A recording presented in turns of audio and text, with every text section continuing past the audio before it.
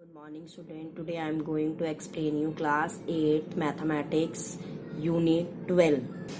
Today I will be explain you exercise 12.2 question first. P, Q, R and S are the point on the circle with center O such that PQ is equals to QR is equals to RS.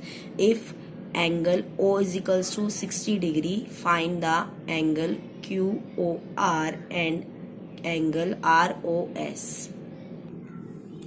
Look the student this diagram. आपको इस diagram में P Q equals to मतलब P Q equal है आपका Q R के and Q R equal है आपका are, यानी कि ये सारे जितने भी कॉर्ड्स हैं ये सारे इक्वल हैं. 3 कॉर्ड है, तीनों कॉर्ड आपस में एक दूसरे के इक्वल है. इसमें मुझे दिया है पी ओ क्यू 60 डिग्री, ये वाला एंगल दिया है 60 डिग्री. मुझे फाइंड करना है ये वाला एंगल, ये वाला angle. Okay students, so students look, angle P O Q is equals to 60 degree given है, अभी मैंने आपको बताया था. इज इक्वल्स टू ये angle O Q O R is equals to angle R O S equals to 60. ये भी 60 होंगे. क्यों होंगे? Equal chord subtend equal angles at the center. Center से डायग्राम में देखिए, सेंटर से जो इन पर परपेंडिकुलर बनेंगे कॉर्ड्स के ऊपर वो इक्वल होंगे. इनके कॉर्ड्स भी आपस में इक्वल है, इसलिए इस पे बनने वाले एंगल्स भी इक्वल होंगे. तो क्वेश्चन नंबर 2 में सारे ही जितने भी एंगल हमें अंदर के ओ वाले निकालने हैं. एक मुझे 60 गिवन है तो सेकंड भी 60 होगा, थर्ड भी 60 होगा. सो स्टूडेंट क्वेश्चन नंबर 2 पे आ जाते हैं हम. Angle triangle A BC is equilateral inscriptable in the circle with center O. Calculate the measure of angle BOC plus angle COA. Look student, मैंने एक सर्कल ड्रॉ करा, इसमें मैंने एक कॉर्ड बनाई है. देखिए कॉर्ड मैंने कौन कौन सी बनाई है.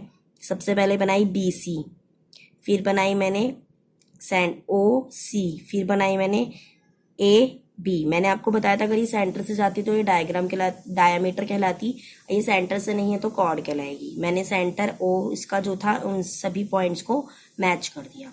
लेट मुझे कहा गया है उन्होंने angle A O C equals to angle B O सी.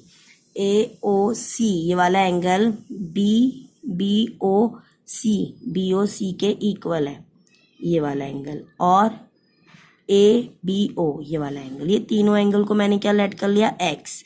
इसके बाद ये 3x हो जाएंगे. 3x इज इक्वल्स टू 360, क्योंकि एक सर्कल बन रहा है ना यहाँ पे देखिए.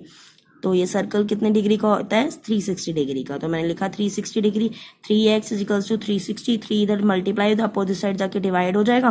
3 1 जा 3, 3 1 जा 3, 3 2 जा 6, 0 120 आंसर आ गया. x is equals to 120. तो मेरा एक एंगल कितने डिग्री का है यहाँ पे, ये भी 120, ये भी 120 और ये भी 120 डिग्री का. के बाद नेक्स्ट स्टेप हमारा क्या होगा, उन्होंने बोला था दोनों का मेजरमेंट बताना है. तो B O C plus angle C O A is equals to 120 plus 120 answer आ जाएगा 240. आपका आंसर कितना आ गया, 240. क्वेश्चन नंबर 3 पे आ जाते हैं अब हम. Question number 3, a rectangular hexagon is inscribed in a circle with center O. What is the angle subtended by each sides of the center? Look the students, हाइटोजोन्स की जितनी साइड्स होती हैं 6 साइड्स होती हैं. तो मैं लिखूंगी let all the angle subtend at the center be x.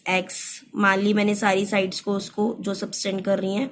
उसके बाद मैंने कहा 6x इक्वल्स टू, क्योंकि उसकी 6 साइड्स होती हैं, 6x इज इक्वल्स टू 360. 360 क्या आ गया, ये 6 इधर जाके क्या हो जाएगा, डिवाइड हो जाएगा.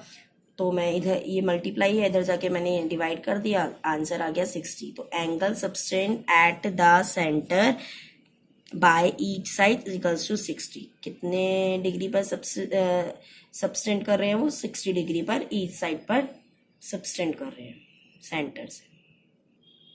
सो स्टूडेंट आपका क्वेश्चन नंबर 4th 5th और 6th इसी टाइप से है. You will be try these questions, question number 4th 5th and 6th. So I hope that you have understood today's topic and will be try this question for your book page number 143 and do this work in your geometry notebook.